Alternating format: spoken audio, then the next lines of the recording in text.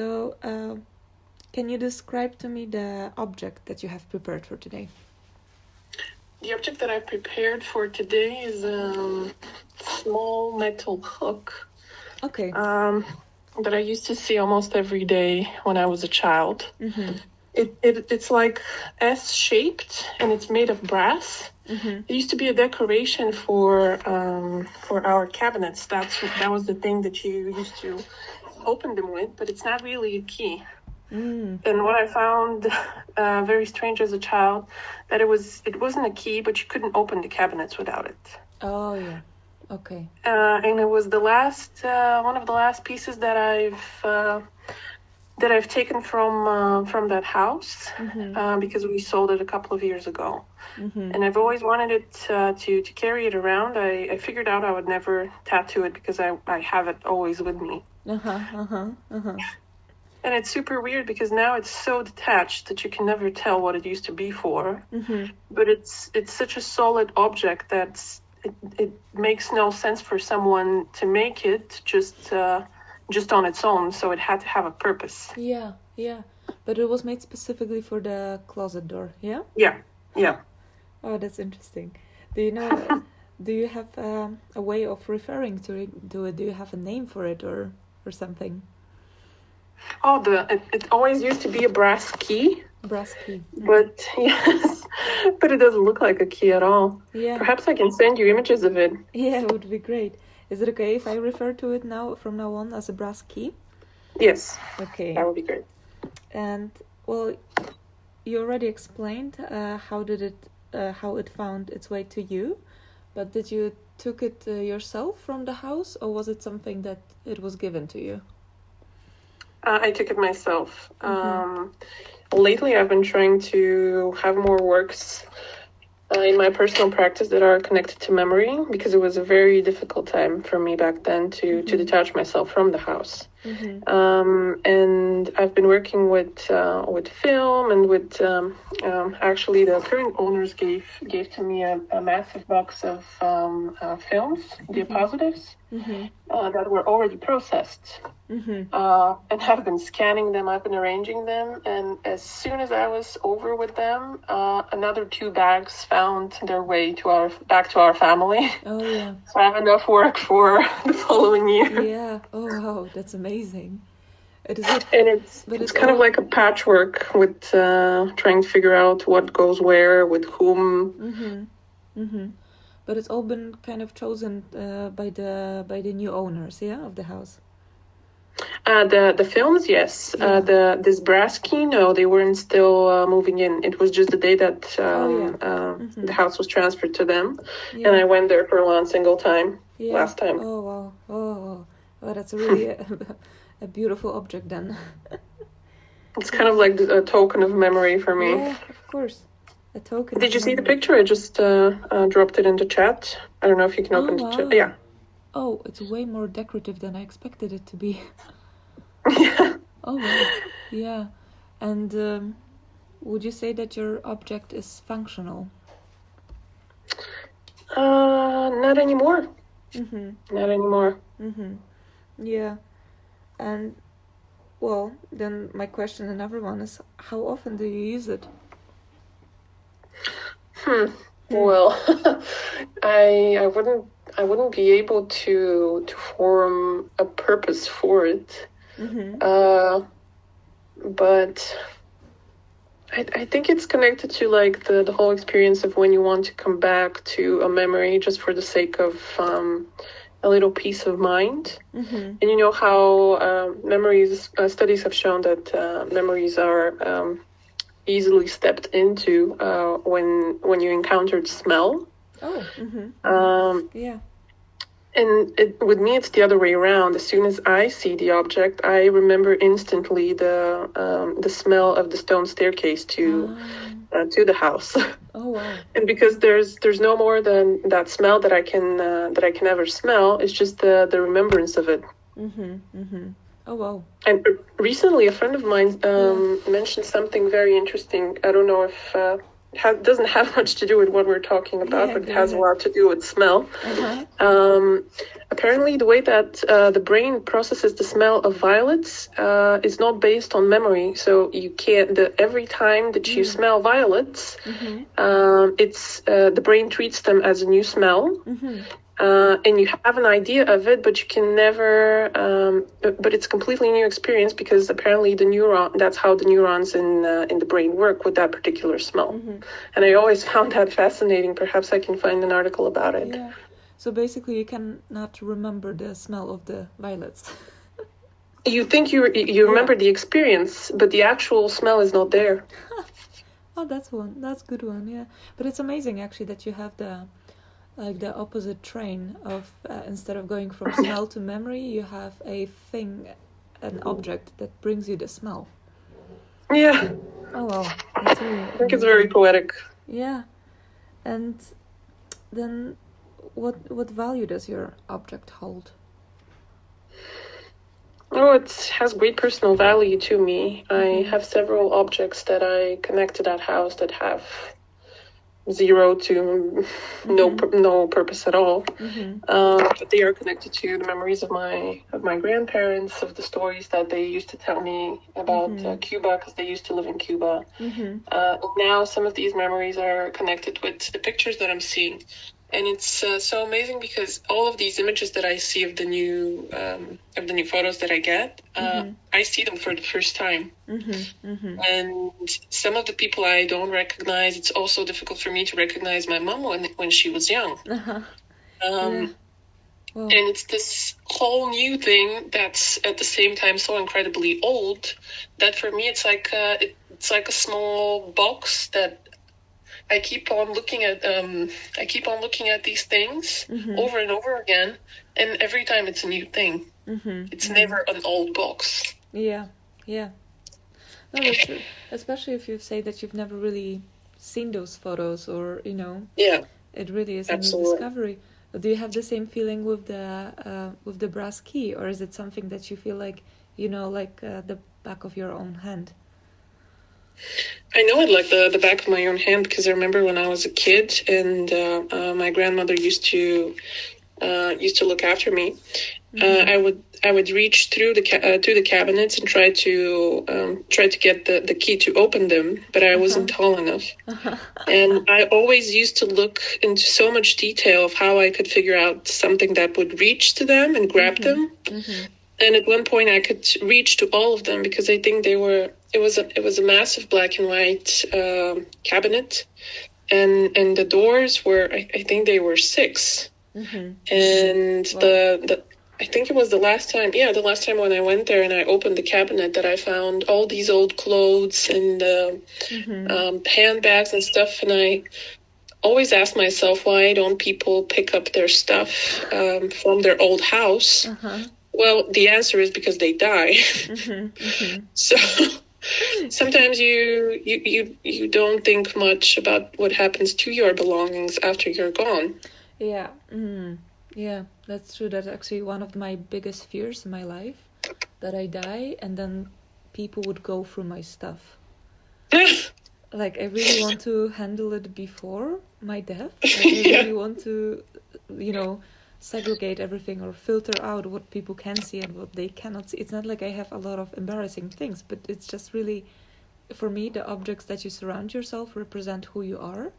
Absolutely, and if someone goes through it, it's very like, it's maybe a little bit too much of a private experience that I'm not a part of anymore. Only the objects that I own. It feels wrong even when you have to collect the belongings of a person that has passed. Yeah. It just feels like you shouldn't be doing that. Do you have a particular object that you are scared will be touched or seen by anyone? Not because of guilt, but because of perhaps another emotion. Yeah, but in this case, the key, it's more the brass key. It has nothing to do with passing, right? I mean, it has to do with passing of the building. Yeah. Right? Yeah. It's because of letting go, and that's one of the few things that I could because I can't let go. I don't handle change well. Yeah. And it feels like that happened yesterday, but in fact that happened 6 years ago. Yeah. Yeah. Do you ever take the brass key and compare it to other keys that you have in your life? No, because it completely doesn't look like a key. It looks like a decoration from a very kitsch house, to be honest. Looks like from a palace of I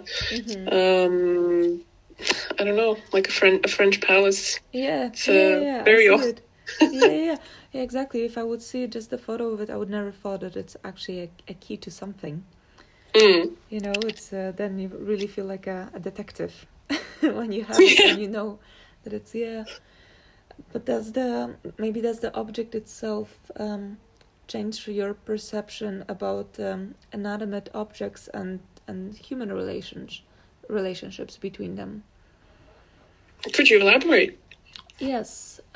So when you have the object in your hand, does it feel the same way as you were to hold a cup for coffee? Or no, nothing feels like it. Nothing feels like it. It's not only because of the materials, because I work a lot with different materials, and I've made jewelry from brass. It's not even about the texture. It's not about the finish. It's just that the whole, I think this object on its own, for me, it's completely detached from materiality. When I'm holding this, I am mentally in that room. I'm not at my home anymore. I am in that room, and in that particular moment, I'm exactly 5 years old. So it's like a time machine almost. Yeah, exactly. That is incredible, actually. What is the power then of it? Really. And it's completely in your mind, and you don't form that consciously, that experience. It's just that something that happens when we're children. We look at objects in a completely different way. Yeah, that is true. But do you feel like there are different moments in which the key feels more special than in the other moments? That's an interesting question.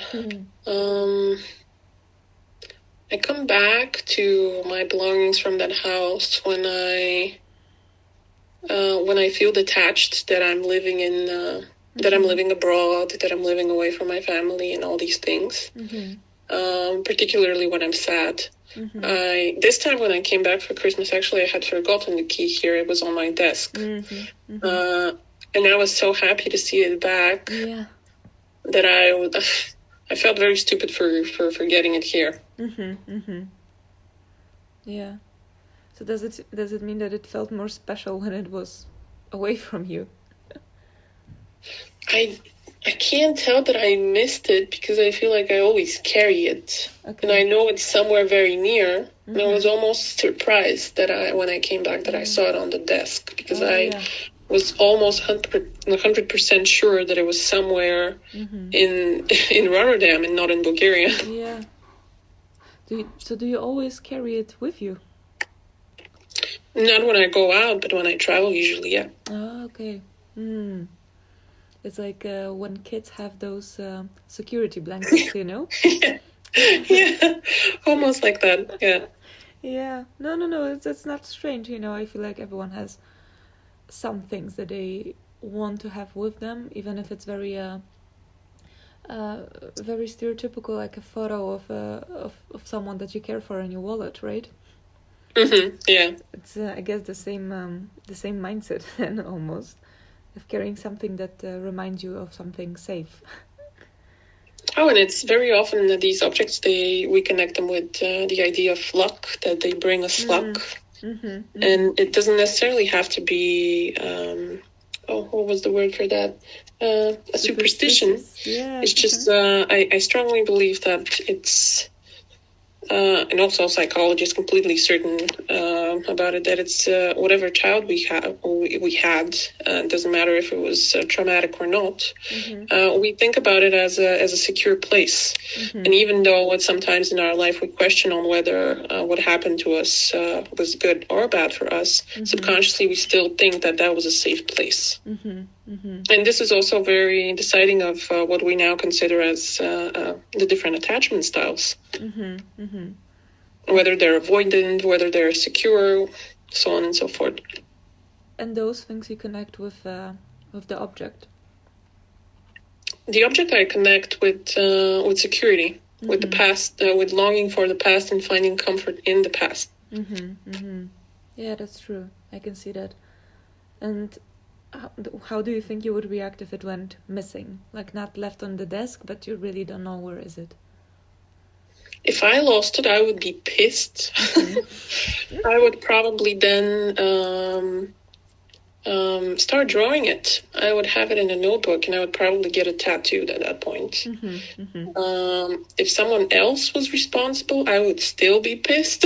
Yeah. But I feel I would be more able to part ways with it if somebody else did it than compared to if I were to lose it. Oh, seriously? Yeah. Huh. Because you would feel the responsibility for it? Like you would understand it then more, or? Well, I would be very harsh on myself, I think. Oh, okay. Yeah, okay. This way. Yeah, I can imagine. Imagine. And then, well, then I presume that it cannot be replaced. It's not the case of you going to the manufacturer. No. And buying it's the object doesn't need to be replaced. Even if it were to go missing, I would always have the memory of it. And I think that has more value than the object itself. But do you think that too would fill in the void for the object itself? I can't really tell. No, of course, it's a very abstract question, because how would you know? I would have to go through the whole process of processing that it's gone and where it went and what it meant, because usually we do a tattoo. When we do a tattoo, we start with the question, what does it mean to us? And I would have to think about that, which would probably take quite a long time. Yeah. So, yeah. Yeah. And does it have its own place in your room or in your environment? No, usually not. Not in my Rotterdam home. I usually pile the objects that are connected to my past on my desk in front of a photo. Kind of like a small altar. I hope not in a creepy way. Yeah. But yeah. So it does have a special place, but it's also a special place that's in a specific home. It's not in a... Yeah. Like it's not traveling with you. No, not the whole time. Yeah. Yeah. And do you show it often to other people? No, not at all, actually. I don't remember the last time I showed it to anyone. Why? Now that I sent you the picture, I was just thinking of that I'm sure I've never taken a picture of it. Oh. I recently made for Christmas a photo book with all the images that I managed to scan throughout the year. And I gave it to my mom. And I wanted to put this on the cover. But I realized it means nothing to her and she doesn't even recognize it. She doesn't recognize it? No, she doesn't recognize it. Oh, wow. Which is quite odd because she lived in the same house when she was a kid. Yeah. I guess they got the cupboard at quite a later point and she never got an impression of it or something. Huh. But so she was... It also used to be in my uncle's room and not in her room. Oh, so. Yeah. Could be. Oh, but that's interesting how you carry so much value and memories with it, and then for your mom it's just a random thing from the house. Yeah, absolutely. I used to perceive that room as the cool room because my uncle used to be the cool uncle. He used to have the whole wall was covered in magazine cutouts. Oh, yeah. And I remember there was the portrait of Jim Morrison right above his bed. It was an amazing, like you would look at that wall and you would try to figure out all of these images that were like collaged completely together. Oh, yeah. So that's why maybe the wanting to have something from the cool room. Yeah, perhaps, yeah. And do you have any future plans for the object? You said that maybe a tattoo, if it went maybe missing. maybe a tattoo, but it's also, I would be very particular in the way that it would be drawn. So I really don't know. And for the object itself? I don't know. I've wondered whether I would carry it as a piece of jewelry, but it just is so incompatible with your body, apart from sitting in your palm, because actually, I might send you a picture of this because it fits perfectly in the palm. In any other place, makes completely no sense. Yeah.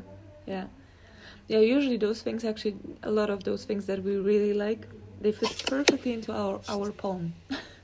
Yeah. There is a charm about it. If it fits in your hand, it really creates a connection for us. No one tries to put it in between their toenails and see if it. Yeah. No, I think it was the same for when I was a kid. That it even when my hand was small, it could still fit in my whole wrist. Not wrist, but I meant palm. Yeah. Yeah. Oh, that's special for a kid. Usually everything is too big. Yeah. And have you ever thought even like briefly about throwing it out, or just getting rid of it, or giving it to someone? No, none at all. It's mine to have. Yeah. Do you find it hard overall to get rid of things? Not necessarily. I don't think of myself as a person who over purchases. I don't buy home decor, almost never. For decor, I usually make my own stuff, but that was from the time when I used to do ceramics.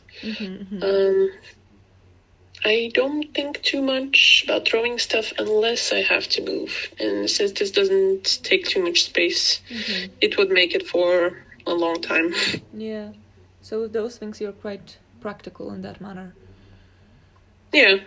Practical is a bit far-fetched since it has no purpose. Yeah. It's also true. And do you remember maybe the last thing that you had to get rid of? The last thing that I had to get rid of. Or just that you threw out or gave it to someone else? Oh, I can tell you about the last thing that I was very mad that disappeared. I have a chair from that same house that I restored, and it's a beautiful armchair from the times. I think it was the boom of plastics in the 80s, and probably late 90s here in Bulgaria. That there was a fascination with in product design, in particular in furniture, with the cosmos and the landing on the moon. And the chair looks like an egg. It's there's also a Scandinavian version of it, which is like a very famous design chair, but this is a bit different. And a couple of years ago, a friend of mine found that exact same chair near a trash can. Oh, wow. But in the color brown. And he sent me pictures, and we went there to pick it up. Yeah. And I left it in the garden of the apartment of buildings that we live in here. And the following day, somebody had decided either to throw it out or to take it. Oh. To this day, I'm pissed. Yeah. That I can relate to. Then I would have had two matching ones. Yeah. Oh, wow. Yeah. That's a pain. Even though you didn't have it for long, you couldn't make an attachment yet. No, I had the attachment from before, because I managed to take the first one, the white one, from the house itself, and restore the cushions by hand and everything. And I still have it here in my room. I'm right now looking at it. Might be able to send you another picture of it. Yeah, sure. But so it was really supposed to be a collection then. It was. I find myself very often attached to objects from my past, and at this point, since I live abroad, it's difficult for me to move them around. So I have to keep them in storage. Yeah.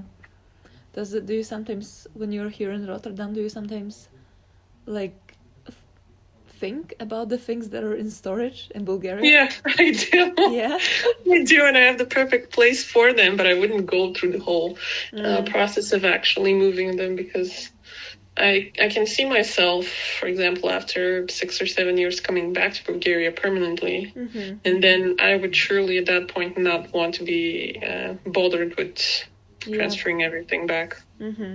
Yeah, that's true. That's true. And do you ever shown any affection towards the brass key? Well, besides on holding on to it, I can't think much of anything else. No, I think that's already a pretty effective thing, just to hold it without having having a reason to use it right now. It's a very, very intimate thing to me, and just the way that my thumb fits exactly in the inner curve. It's very old. It's just like the holding of this thing. If I hold it in my palm and I squeeze my palm around it, it feels like one of those things that are used for fighting, like the boxing things. Oh yeah. So you wouldn't break your fingers. Yeah. But at the same time, it's such a beautiful decorative object that it has nothing to do with that with that intention. With that brutality. Yeah, exactly. That's interesting. Also to have, association with such a violent act, but within such delicate and decorated object. I think it's just the sense of protection, perhaps. The sense of security and protection. Yeah. And a key. That's amazing. And I have my last question to you. Tell it is, if your brass key could speak, what it would say to you and about you? To me, it would probably want to stay. It would probably tell me that it wanted to stay in its context. And about me, it says that I am. Now, this sounds very poetic, and I feel a bit silly, but go ahead. We're being with you, I can share, and it's going into the AI, so it doesn't matter. Sometimes I think it's a great metaphor of me, because I'm so connected to my past, and I am now in the context where I no longer live in that house. I can no longer be part of that, and of the people that I spent mostly my childhood with, they're gone. In the same way that the brass key is out of context, I myself am out of context completely. So I think that's the thing it would say and tell. Oh wow, that's a beautiful way of thinking about the things that we have. Thank you for saying that. I didn't plan much. How are they in a context, and if they want to be in that context, or if we're just putting them in there, and how do we relate to it as well? Great. Well, that was it. That was all my questions. Is there anything else you'd like to ask me? Anything that comes to mind? You know what? Yeah, I do have a question more. It's called a snowball sample. And that means that if by some time when you're thinking, if someone pops in your head, like, oh, that would be maybe an interesting person that Maria can talk to. First Lisa, absolutely. Lisa, yeah? Okay, I'll contact her as well. Anyone else? I haven't spoken about this kind